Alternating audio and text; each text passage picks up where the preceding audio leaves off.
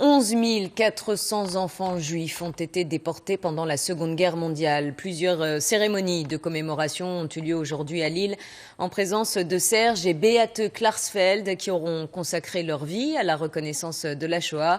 Le couple a notamment inauguré une plaque en mémoire des petites victimes dans une école de la ville. Inès Tayeb et Frédéric Giltet.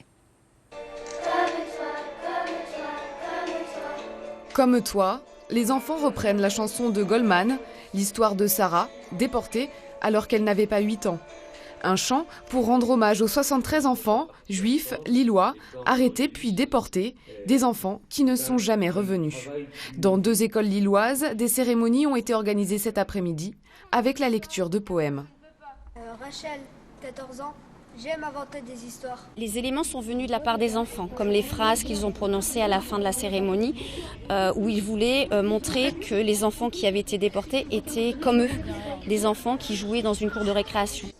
Sur les plaques, le nom des enfants déportés, leur âge, leur histoire. Des personnes qui ont été tuées, qui ont été déportées au camp, qui étaient scolarisées aussi à Sophie-Germain.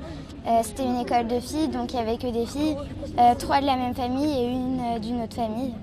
Et voilà, il faut s'en souvenir et jamais s'oublier. Un hommage pour que l'histoire de ces enfants ne tombe pas dans l'oubli, tout comme l'histoire des justes, ceux qui ont risqué leur vie pour les sauver. De voir cela gravé sur une plaque dans une école, devant des enfants qui passeront devant chaque jour, eh bien c'est un bonheur, c'est comme de sauver, non pas un enfant, mais de sauver sa mémoire.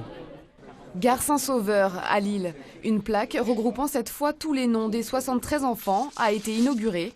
En l'installant sur un lieu de passage, la ville de Lille souhaite transmettre un message de tolérance.